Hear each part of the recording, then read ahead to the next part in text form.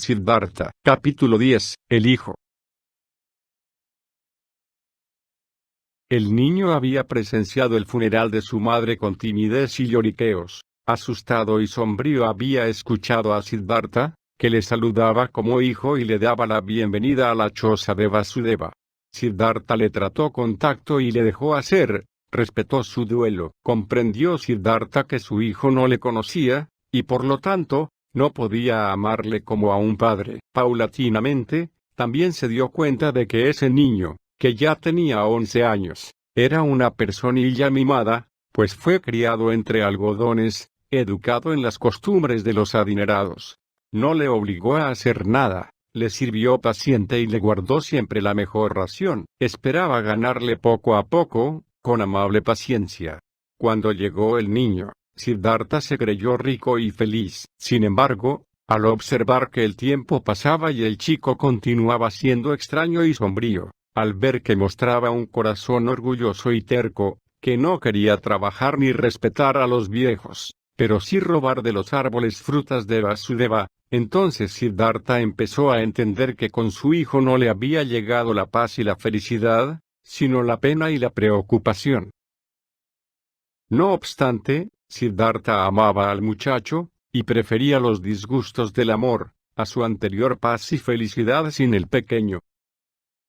Desde que el joven Siddhartha vivía en la cabaña, los viejos se habían tenido que repartir la tarea. Vasudeva cumplía el deber de barquero, otra vez solo, y Siddhartha hacía el trabajo de la vivienda y del campo, para mantenerse cerca de su hijo.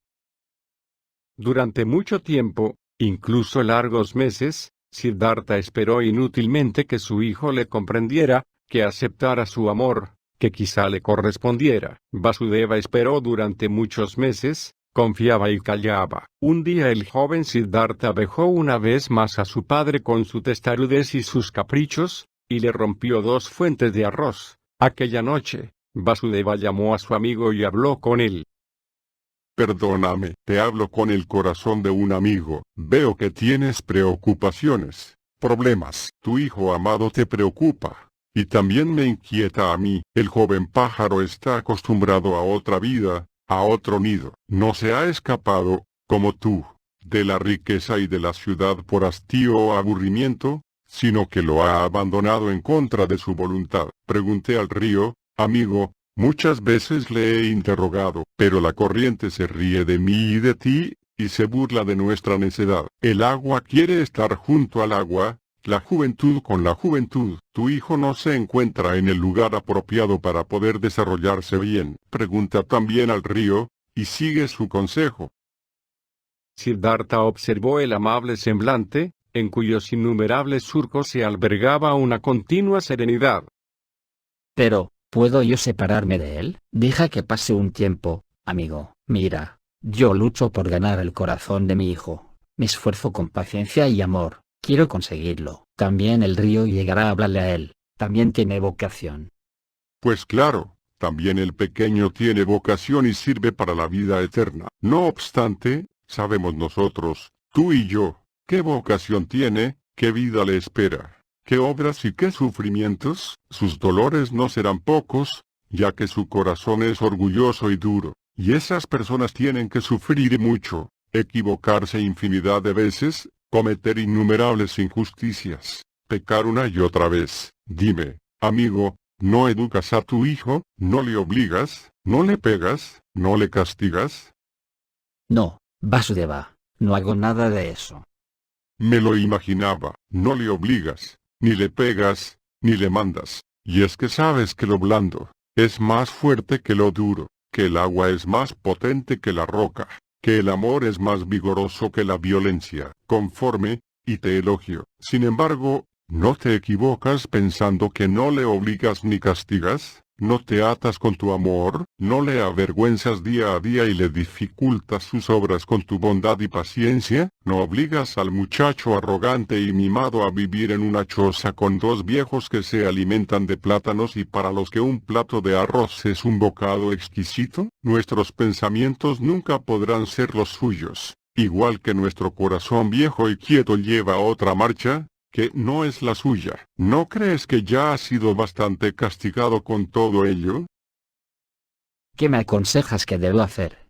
Llévale a la ciudad, a casa de su madre. Allá todavía estarán los criados. Déjale con ellos, y si no los hay, condúcelo a casa de un profesor, no por lo que le pueda enseñar, sino para que se halle junto a otros chicos y chicas de su edad, en ese mundo que es el suyo. ¿Nunca lo pensaste? Tú lees en mi corazón. A menudo lo pensé, pero oye, ¿cómo puedo trasladarlo a ese mundo? Si tiene débil el corazón, no se volverá disoluto, no se perderá entre los placeres y el poder, no repetirá los errores de su padre, no se hundirá para siempre en el samsara. Pregunta al río, amigo, escucha su risa. ¿Realmente crees que has cometido tú esas necedades para ahorrárselas a tu hijo? ¿Acaso puedes protegerlo contra el samsara? ¿Y cómo? ¿Con la doctrina? ¿Con oraciones? ¿Advertencias? Amigo, has olvidado totalmente aquella historia, la del hijo de un brahmán, llamado Siddhartha, que me contaste aquí mismo. ¿Quién ha protegido del samsara al samana Siddhartha? ¿Quién del pecado, de la codicia, de la necedad, le pudo custodiar la piedad de su padre, las advertencias de los profesores, sus propios conocimientos, su propia búsqueda? ¿Qué padre o qué profesor han conseguido evitar que él mismo viva la vida, se ensucie con la existencia, se cargue de culpabilidad, beba el brebaje amargo, encuentre su camino? Amigo, ¿acaso crees que ese camino se lo podías ahorrar a alguien? Quizás a tu hijo, porque le amas y desearías ahorrarle penas, dolor y desilusiones. Aunque te murieras 10 veces por él, no conseguirías apartarle lo más mínimo de su destino. Siddhartha no era capaz de seguir el consejo de su amigo, no podía abandonar a su hijo, se dejó mandar y despreciar por el muchacho, callaba y esperaba, diariamente empezaba la lucha silenciosa de la amabilidad, de la paciencia. También Vasudeva se callaba y esperaba, amable, sabio, indulgente. Ambos eran maestros en la paciencia. No obstante, ahora, desde que tenía a su hijo, también Siddhartha se había convertido en un ser humano, sufría por una persona ajena, la amaba, y perdido por su amor se había convertido en un necio. También Siddhartha sentía ahora, por primera vez en su vida, aunque tarde, aquella pasión, la más fuerte y especial pasión, sufría por ella, penaba extraordinariamente, y sin embargo, a la vez experimentaba una felicidad, una renovación, una nueva riqueza. Mientras tanto, el hijo le dejaba cometer esas necedades, y consentía que se humillara diariamente ante sus caprichos. Ese padre no poseía nada que pudiera admirar el muchacho, nada que le hiciera temer. Era un buen hombre, bondadoso, amable, quizá piadoso, o un santo, pero estas cualidades no podían convencer al joven. Le aburría ese padre que le encerraba en aquella miserable choza. Se cansaba que a cada grosería suya le contestara con una sonrisa, a cada insulto con un gesto de amabilidad, a cada malicia con bondad. Eso era precisamente lo que más odiaba del viejo. El muchacho habría preferido que le amenazara, que le maltratase. Y llegó el día en que estallaron los sentimientos del joven Siddhartha, y se dirigieron directamente contra su padre. Le había dado una orden que recogiera leña, pero el chico no salía de la choza, permaneció allí testarudo y furioso, pataleó, apretó los puños, y en pleno acceso arrojó todo su odio y desprecio a la cara del padre. Busca tú mismo la leña, yo no soy tu criado, ya sé que no me pegas, que no te atreves. Ya sé que con tu piedad y paciencia continuamente me quieres castigar y seducir. Deseas que sea como tú, piadoso, amable, sabio. Sin embargo, escúchame, prefiero ser un ladrón o un asesino e irme al infierno, antes que ser como tú. Te odio. No eres mi padre, aunque hayas sido 10 veces el amante de mi madre. La ira y el disgusto le desbordaron. 100 palabras funestas se lanzaron contra el padre. Seguidamente el muchacho desapareció corriendo y no regresó hasta la última hora del crepúsculo. Sin embargo, a la mañana siguiente, había desaparecido, Tampoco hallaron el pequeño cesto de mimbre de 2 colores en el que los barqueros guardaban las monedas de plata y cobre que recibían como paga de su trabajo. Igualmente se había perdido la barca. Siddhartha la vio en la otra orilla del río. Su hijo se había escapado.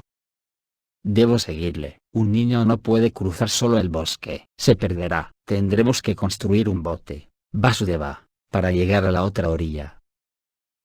Haremos una lancha para ir a buscar la barca que el joven se ha llevado. Pero a él deberías dejarle correr, amigo. Ya no es un niño. Sabrá arreglárselas. El muchacho busca el camino de la ciudad. Y tienes razón. No lo olvides. Hace lo que tú mismo has olvidado hacer. Se preocupa por sí mismo. Sigue su camino. Siddhartha, veo que sufres, pero son tormentos de los que uno puede reírse, y tú te burlarás de ellos muy pronto. ¿Para qué te has traído el hacha? Podría ocurrir que el remo de nuestra embarcación se hubiera perdido. Sin embargo, Siddhartha sabía lo que su amigo pensaba. Creía que el muchacho habría roto o arrojado el remo para vengarse, y a la vez impedir que le siguieran, y, realmente, en la barca no había remo. ¿No ves lo que tu hijo desea decirte? ¿No te das cuenta de que no quiere que le sigas? Siddhartha se despidió para ir a buscar al fugitivo. Vasudeva no se lo impidió. Cuando Siddhartha llevaba ya mucho tiempo en el bosque, se dio cuenta de la inutilidad de la búsqueda. Pensó que el zagal ya se le habría adelantado mucho, llegando entonces a la ciudad, o bien, si todavía estaba en camino, se escondía de él. Al seguir reflexionando comprendió que realmente no se preocupaba de su hijo. En su interior tenía la certeza de que no le había sucedido nada y que en el bosque no le amenazaba ningún peligro. A pesar de ello, corría sin descanso, no ya para salvarle, sino solo por el fuerte deseo de verle una vez más, y así llegó hasta la ciudad. Después de permanecer junto a la puerta del parque, Siddhartha comprendió que era necio el deseo que le había conducido hasta aquel lugar. No podía ayudar a su hijo. No debía atarse a su hijo. Dentro de su corazón sentía el profundo amor hacia el muchacho, como si se tratara de una herida, pero, a la vez, esa herida no era dolorosa, sino que se convertiría en una brillante flor. Se puso triste porque hasta entonces aún no había brotado la flor, ni siquiera brillaba. Ahora tan solo existía el vacío en aquel mismo lugar en el que había ido a buscar a su hijo. Se sentó tristemente, experimentó como si algo muriese en su corazón, un vacío, una desilusión, una falta de objetivo. Se encontraba allí ensimismado, esperando. Lo había aprendido del río, aguardar, tener paciencia, escuchar. Una mano que tocó su hombro le despertó del sueño. Inmediatamente reconoció aquel contacto cariñoso. Avergonzado volvió en sí, se levantó y saludó a Vasudeva, que le había seguido a distancia. Al ver la cara cordial de Vasudeva, con sus ojos serenos, arrugados por la sonrisa, también sonrió Siddhartha. En silencio regresó con Vasudeva al bosque, a la barca. Ninguno de los dos habló sobre lo sucedido. Nunca más nombraron al muchacho, jamás se mencionó la fuga, en ningún momento se renovó la herida.